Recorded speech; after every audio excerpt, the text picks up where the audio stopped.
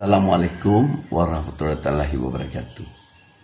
Hari ini saya nak berkongsi niat kita nak mengerjakan umrah.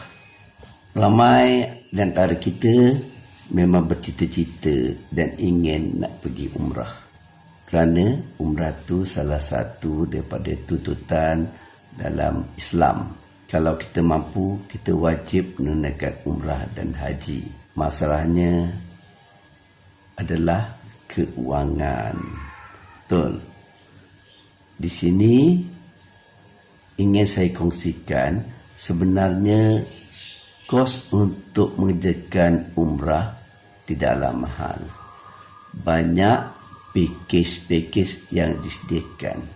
Biasanya kos umrah lebih kurang antara 5,000 lebih hingga 10,000 lebih ataupun 12,000. Apa yang membezakan kos tersebut adalah yang pertama, tempat ataupun hotel penginapan kita jaraknya jauh atau dekat, pakej yang menyediakan makanan, minuman, seterusnya jumlah hari dan juga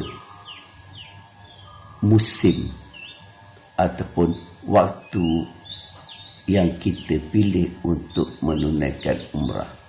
Kalau kita pilih jarak yang dekat dengan Masjidil Haram, contohnya hotel yang kita inapi lebih kurang 50 meter daripada Masjidil Haram, contohnya Hotel Safa ataupun di Mekah Tower, kosnya akan meningkat berbanding dengan hotel yang jaraknya lebih kurang 300 meter, 500 meter ataupun 1 kilometer.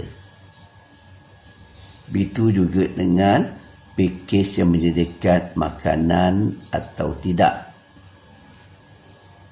Kalau ada makanan, dia ada tambahan. Begitu juga dengan waktu ataupun musim. Jika musim cuti sekolah, jika musim sejuk, atau berapa orang rakan sebilik, kosnya akan meningkat.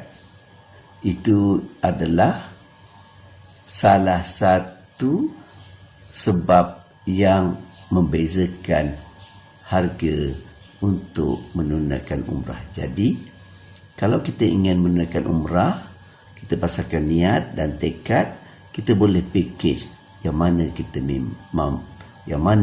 mampu. InsyaAllah semua orang boleh pergi. Assalamualaikum. Hubungi nombor di bawah jika berminat. Untuk memilih syarikat dan pakej-pakej yang anda rasakan bersesuaian dengan kemampuan anda.